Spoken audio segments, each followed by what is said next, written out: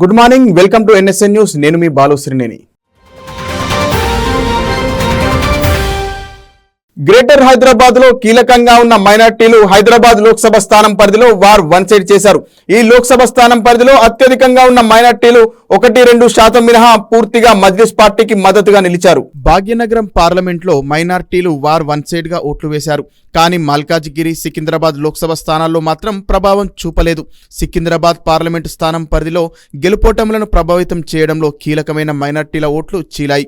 ఒక్క నాంపల్లి, జూబ్లీహిల్స్ నియోజకవర్గం మినహా మిగతా అన్ని నియోజకవర్గాల్లో మైనార్టీల ఓట్లు చీలడంతో ఆ ఓట్లపై ఆశలు పెంచుకున్న కాంగ్రెస్ కు భారీ దెబ్బపడింది. సికింద్రాబాద్ పార్లమెంటు నియోజకవర్గంలో 21.1 లక్షల ఓటర్లు ఉండగా అందులో దాదాపుగా 4 లక్షల నుంచి 6 లక్షల వరకు మైనార్టీ ఓటర్లుంటారు. ఈ నియోజకవర్గం పరిధిలో నాంపల్లి, జూబ్లీహిల్స్, ఖైరతాబాద్, సికింద్రాబాద్, అంబర్పేట, ముషీరాబాద్, సనత్ నగర్ నియోజకవర్గాలున్నాయి. ఇందులో అన్ని చోట్ల మైనార్టీ ఓటర్లు కీలకంగా ఉన్నారు. నాంపల్లి నియోజకవర్గంలో మైనార్టీ ఓటర్లే దాదాపు 80% పైగా ఉంటారు. అంబర్పేట, ముషీరాబాద్, ఖైరతాబాద్ మైనార్టీ ఓటర్లు గెలుపోటములను ప్రభావితం చేసే స్థాయిలో ఉంటారు. సికింద్రాబాద్ అసెంబ్లీ నియోజకవర్గం పరిధిలో క్రిస్టియన్ ఓటర్లు అధికంగా ఉంటారు. వారిపై బీఆర్ఎస్ ఆశలు పెట్టుకుంది. అయితే మైనార్టీల ఓట్లు గంపగుత్తుగా ఒకే పార్టీకి కాకుండా కాంగ్రెస్, బీఆర్ఎస్లకు చీలాయి. నాంపల్లి అసెంబ్లీ నియోజకవర్గం పరిధిలోనే కాంగ్రెస్ 1,00,000 ఓట్లకు పైగా సాధించింది. బీజేపీ కంటే అత్యధికంగా 62,000 ఓట్లకు పైగా మెజార్టీ ఈ నియోజకవర్గం నుంచి కాంగ్రెస్ అభ్యర్థి దానం నాగేందర్కు వచ్చినా కానీ గెలుపు సాధించలేకపోయారు.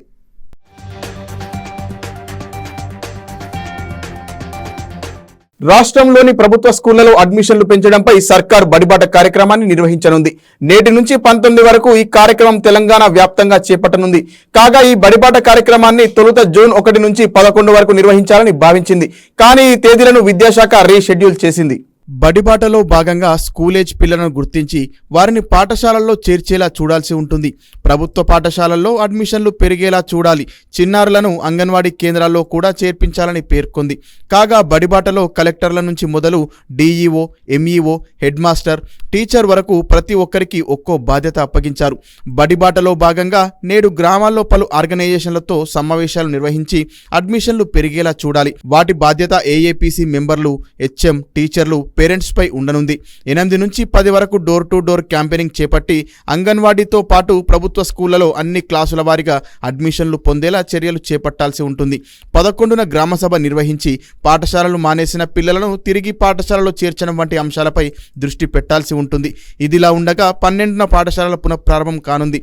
13న foundation literacy programme, learning improvement programme, 14న సామూహిక అక్షరాభ్యాసం, 15న inclusive education day and girl education day, 18న డిజిటల్ క్లాసులు, ప్లాంటేషన్పై అవేర్నెస్ కల్పించనున్నారు. 19న స్పోర్ట్స్ డే కార్యక్రమాన్ని నిర్వహించనున్నారు.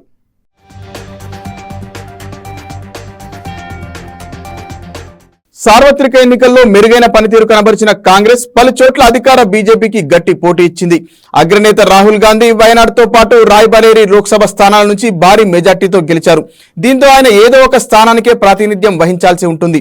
ఈ నేపథ్యంలో కాంగ్రెస్ కంచుకోటగా ఉన్న రాయ్బరేలీకి పరిమితమవుతారా లేక ఆపన్నహస్తం అందించిన వయనాడ్ నుంచే కొనసాగుతారనే విషయంపై ఆసక్తి నెలకొంది.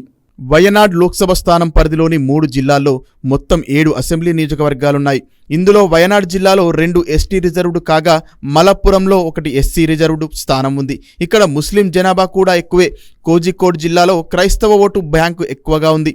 వ్యవసాయ ఆధారిత కుటుంబాలు అధికంగా ఉన్న ఈ ప్రాంతంలో పంటలకు మద్దతు ధర, పంట నష్టం, గిరిజనుల సంక్షేమం, పర్యావరణ పరిరక్షణ, మౌలిక సదుపాయాలు వంటివి ప్రధాన సమస్యలుగా ఉన్నాయి.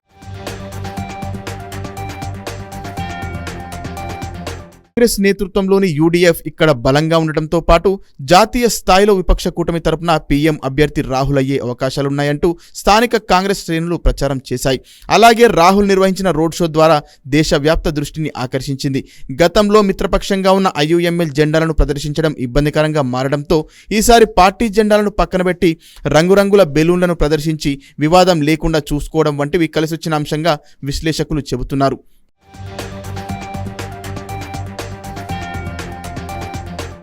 రాయ్బరేలీ గత కొన్ని దశాబ్దాలుగా కాంగ్రెస్కు కంచుకోటగా కొనసాగుతుంది.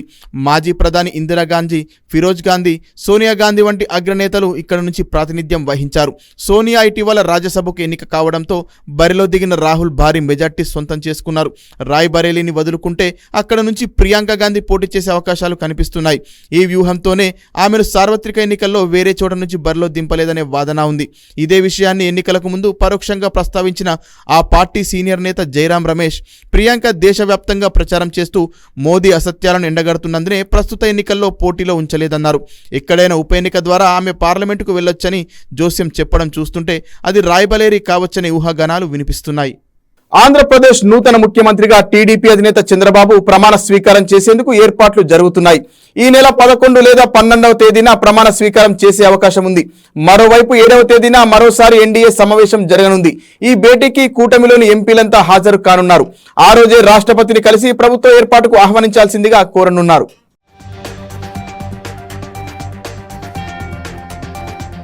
లోక్సభ ఎన్నికల్లో బీజేపీకి సొంతంగా మ్యాజిక్ ఫిగర్ దాటకపోవడంతో కేంద్రంలో ప్రభుత్వాన్ని ఏర్పాటు చేసే అంశంలో సందిగ్ధత నెలకొంది. అయితే మిత్రపక్షాలతో కలిసి ఎన్డీఏ ఆధ్వర్యంలో ప్రభుత్వాన్ని ఏర్పాటు చేసేంత బలం బీజేపీకి ఉంది. కానీ కూటమిలోని పార్టీలు ఎప్పుడు జారిపోతాయనే సందేహాలు వెంటాడుతున్నాయి. కేంద్రంలో ప్రభుత్వాన్ని ఏర్పాటు చేయడానికి భారతీయ జనతా పార్టీకి తగినంత సంఖ్యాబలం లేకపోవడంతో ఎన్డీఏ కూటమిలో బీజేపీ తర్వాత టీడీపీ, జేడీయూ పార్టీలు కీలకంగా మారాయి. దీంతో అవకాశం దొరికితే కూటములు మార్చే చరిత్ర ఉన్న జేడీయూ అధినేత నితీష్ కుమార్ పై అందరి దృష్టి పడింది. కానీ ఆయన ఎన్డీఏ కూటమిలోనే కొనసాగుతానని స్పష్టం చేశారు. ఈ నేపథ్యంలో 12 మంది జేడీయూ ఎంపీల బలం బీజేపీకి కీలకంగా మారడంతో నితీష్ బేరసారాలు మొదలుపెట్టినట్లు సమాచారం. ఎక్కువ మంత్రి పదవులు, కేంద్ర నిధులు, ముందస్తు అసెంబ్లీ ఎన్నికలు, బీహార్కు ప్రత్యేక హోదా లాంటి అంశాలను ఆయన బీజేపీ ఎదుట పెట్టినట్లు తెలుస్తోంది.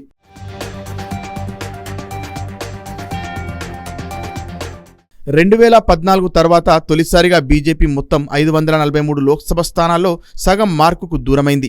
కాబట్టి నితీష్ కుమార్ లాంటి మిత్రపక్షాలతో కలిసి బీజేపీ ప్రభుత్వాన్ని ఏర్పాటు చేయాలి. అందుకోసం కనీసం 4 నుంచి 5 కేబినెట్ బెర్తులను నితీష్ కుమార్ డిమాండ్ చేయవచ్చని తెలుస్తోంది. ఎన్నికల ఫలితాలకు ముందు జేడీఈకు కనీసం 3 కేబినెట్ బెర్తులు, 1 కేంద్ర సహాయ మంత్రి పదవిని హామీ ఇచ్చింది. ఇప్పుడు పరిస్థితి వేరుగా ఉండటంతో అదనంగా మరో కేబినెట్ మంత్రి పదవిని ఆశిస్తున్నట్టుగా నితీష్ సంకేతమించినట్లు తెలుస్తోంది.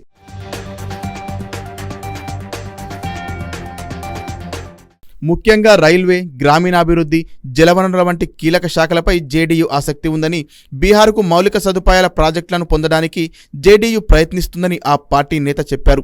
రాష్ట్రంలో అభివృద్ధిని వేగవంతం చేయడంలో అవసరమైన పోర్ట్ఫోలియోలు అవసరమున్నాయని భావిస్తున్నట్లు ఆ పార్టీ నేతలు చెబుతున్నారు. బీహార్లో ఉన్న మొత్తం 234 అసెంబ్లీ సీట్లలో 44 స్థానాలు గెలిచిన జేడీయూ ఈ అనుకూల వాతావరణాన్ని సద్వినియోగం చేసుకునేందుకు ముందస్తు ఎన్నికలకు వెళ్లే ఆలోచనలో ఉన్నారు. అయితే ప్రస్తుతానికి జేడీయూ ముందస్తు ఎన్నికల డిమాండ్ను బీజేపీ నేతలు వ్యతిరేకిస్తున్నట్లు సమాచారం. ఈ ఏడాది అక్టోబర్, నవంబర్లో అసెంబ్లీ ఎన్నికలు జరగనున్నాయి.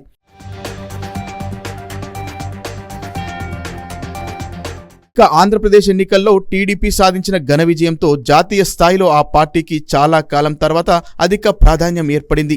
ఇప్పుడు కేంద్రంలో ఏర్పడుతున్న 3వ ఎన్డీఏ ప్రభుత్వంలో టీడీపీ కీలక పాత్ర పోషించనుంది. ఇందులో భాగంగా చంద్రబాబు సైతం ప్రధాని మోదీ, అమిత్ షాల ముందు కీలక డిమాండ్లు పెట్టబోతున్నట్లు సమాచారం.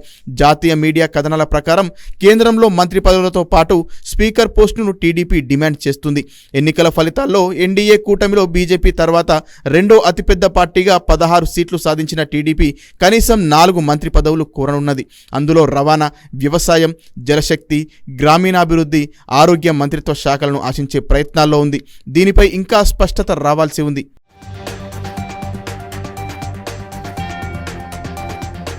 మరోవైపు బీహార్ లోక్సభ ఎన్నికల్లో బీజేపీ, జేడీయూలతో పాటు లోక్ జనశక్తి పార్టీ కూడా మంచి ప్రదర్శన కనబరిచింది. పోటీ చేసిన 5 గెలుచుకొని ఎన్డీఏ మ్యాజిక్ ఫిగర్ దాటడంలో తన వంతు పాత్ర పోషించింది.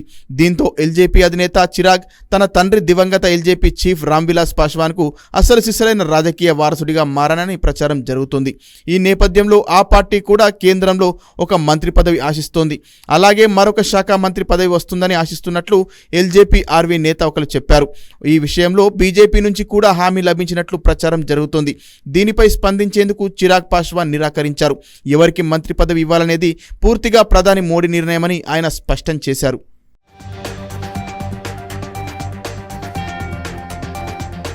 యూకేలో కింగ్ చార్లెస్ III ఫోటోతో ఉన్న కరెన్సీ నోట్లు తొలిసారిగా చెలామణిలోకి వచ్చాయి.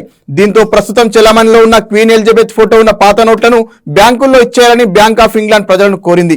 బ్యాంక్ ఆఫ్ ఇంగ్లాండ్ నోటుపై ఉన్న రెండో బ్రిటిష్ చక్రవర్తిగా కింగ్ చార్లెస్ III నిలిచారు. కొత్త నోట్లలో కింగ్ చార్లెస్ III ఫోటో మాత్రమే వేరుగా ఉంటుందని, ఇతర వివరాలు అలాగే ఉంటాయని బ్యాంక్ ఆఫ్ ఇంగ్లాండ్ వెల్లడించింది. 2022 సెప్టెంబర్లో క్వీన్ ఎలిజబెత్ మరణించిన తర్వాత అదే ఏడాది డిసెంబర్లో కింగ్ చార్లెస్ ఉన్న నోట్లను విడుదల చేశారు. కొత్త నోట్లు ఇప్పటికే ఉన్న వాటి స్థానంలో చెలామణిలోకి వస్తాయి. కాబట్టి కింగ్ చార్లెస్ III ఉన్న నోట్లు క్రమంగా వ్యవస్థలోకి వస్తాయని bank of England Andrew Bailey తెలిపారు.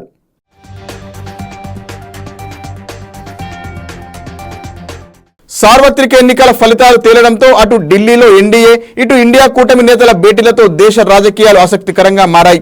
ఎన్డీఏ కూటమి ప్రభుత్వ ఏర్పాటుకు సిద్ధమవుతున్న వేళ కాంగ్రెస్ జాతీయ అధ్యక్షుడు మల్లికార్జున ఖర్గే ఇండియా కూటమి సమావేశంలో కీలక వ్యాఖ్యలు చేశారు.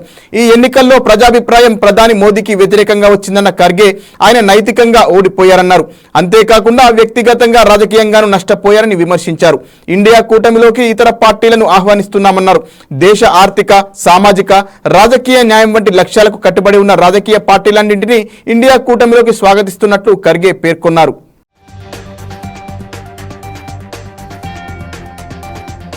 హైదరాబాద్ లో మెట్రో రైలు సాంకేతిక సమస్యతో నిలిచిపోయింది.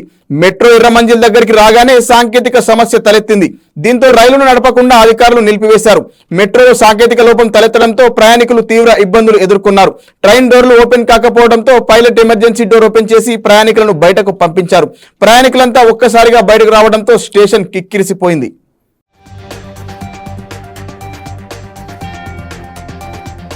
తమిళనాడులో తమ ఉనికిని చాటాలని భావించిన బీజేపీకి నిరాశ ఎదురైంది.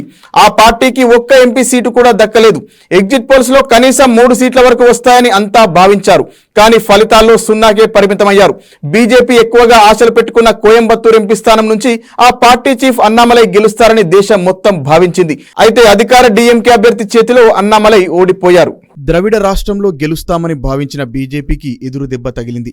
తమిళనాడు అధ్యక్షుడు అన్నామలై ఓటమి గురించి కీలక వ్యాఖ్యలు చేశారు. ప్రజల ఆదేశాన్ని అంగీకరిస్తున్నామని, మాకు ఆశించిన సీట్లు రాలేదని చెప్పారు.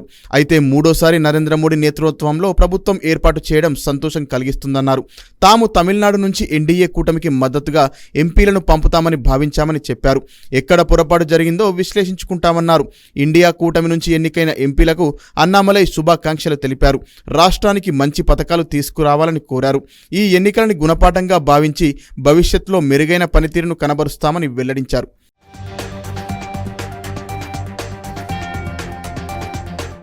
భారత ప్రజాస్వామ్య వ్యవస్థలో మూడోసారి అధికారం ఏర్పాటు చేయడం అనేది ఎంత కష్టమో తెలుసని, అయితే మోడీ మూడోసారి అధికారంలోకి వస్తున్నారని చెప్పారు.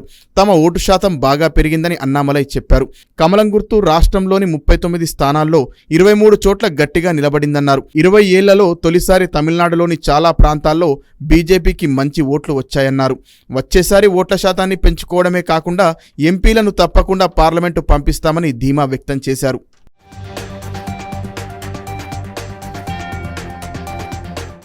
మరిన్ని వార్తలతో మళ్ళీ కలుద్దాం. నమస్కారం.